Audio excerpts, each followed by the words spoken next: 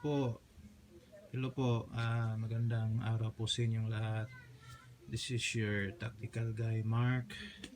At ngayon po ipapakita ko po sa inyo po yung mga item po na it can save lives and makakatulong po sa inyo kapag nasa situation po kayo na madidihado po kayo.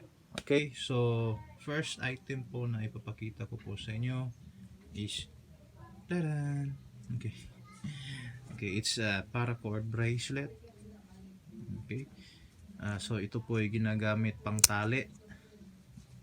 Pang tali po ng tent ninyo kung kapag magte-tent po kayo. So ito po ay isang equipment po or item po na ginagamit po pang tali ng tent. Or ginagamit din po siya ng lubid para mangisda po kayo. Yun. So ito po ay may tinatawag nating fire starter din po. So ito po yung kanyang magnesium at ito po yung kanyang pang kiskis. Okay, kiskis po yan. So it will make fire.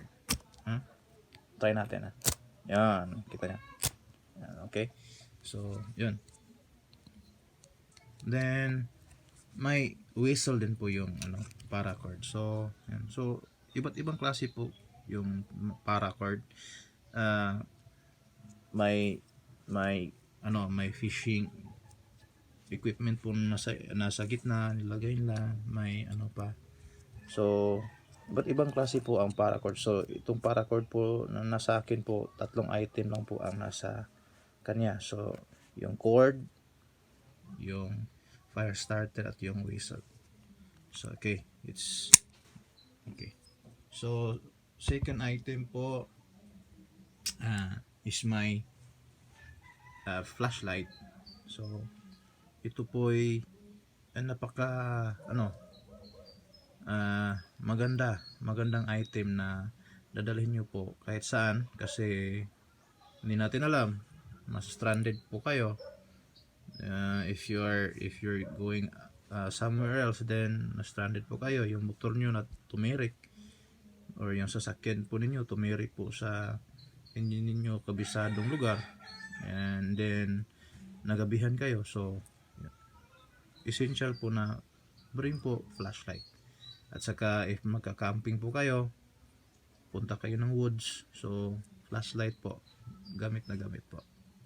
Okay. Third item po na ipapakita ko po sa inyo, ito po, hulaan nyo po. Okay. Ayan, so it's a fire starter. So katulad din po sa paracord, only lang po maliit lang po ang kanyang magnesium. Ganito yung kinikiskis, maliit lang po. Sa fire starter na po ito, malaki po yung yung yan. So kinikiskis din po ito. Yan. So kinikiskis po ang fire starter para yun, kapag nakakuha po kayo ng nakahunt po kayo, nakakuha po kayo ng matabang manok, yun. So kailangan po ninyo ng apoy. So gamit po ito ang fire starter. So hindi natin alam kung ma-stranded kayo, so need po kayo ng apoy. Yun, so essential po na may fire starter po kayo. At saka po yung fire starter po may compass din po. So ibang mga fire starter wala pong compass, but sa akin po ay may compass. So yun, kapag naligaw po kayo sa woods, naiwan po kayo, katangahan po yun. Joke. Okay, so yun, ito po yung aking fire starter with compass. Okay, yan. So dalhin nyo po ito kapag pupunta po kayo sa sa woods, and yun. Okay. And so pandemic ngayon, delikado. So kapag kakain kayo ng restaurant o so bili kayo nito. Yung sa'yo talaga na tactical na pagkain nyo, 'di ba? It's a handy lang naman. So yun. Yan. So kahit saan kayo pupunta, so meron kayong dalang kutsara at tinidor, at saka may pang can opener, at saka may blade pa kayo, so pang cut po. So yun, at saka yung soft drinks pang open din po. So yun, ayoko kasi yung hawa na COVID so so gamit ko po ito. So the fifth item po is my beloved knife. Kasi lahat ng ginagawa ko talagang nagagamit ko po ang blade na ito. So yun. Yan. So kapag pupunta kayo sa sa ibang lugar na hindi nyo kabisado, so it can help or protect yourself from any animals or human being na magtangkang it will make your life in danger. So yun, it can help protect. And kapag magpuputol po kayo ng kahoy, putol po kayo ng mga twigs, mga so gamit na gamit po ang knife.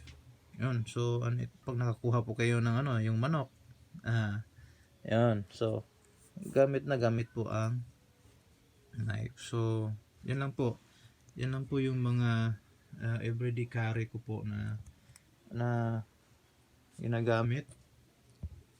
So recap lang po natin okay, so yan. So yung hindi ko po na-mention, yung tubig po, kailangan po natin ng tubig. Okay, so yun. So ito po yung everyday carry ko po. Dinadala ko po kahit saan.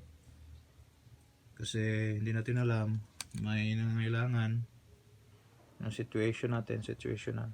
But last and foremost, my last po na is panalangin po talaga ng Diyos. Yun po talaga yung sisave sa inyo.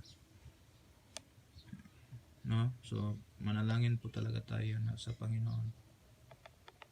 Okay, so thank you and God bless, and hope we will have more tactical equipment na darating. Depende na po yan sa sponsor. So yun, and okay, thank you for watching. Please subscribe to my channel. God bless.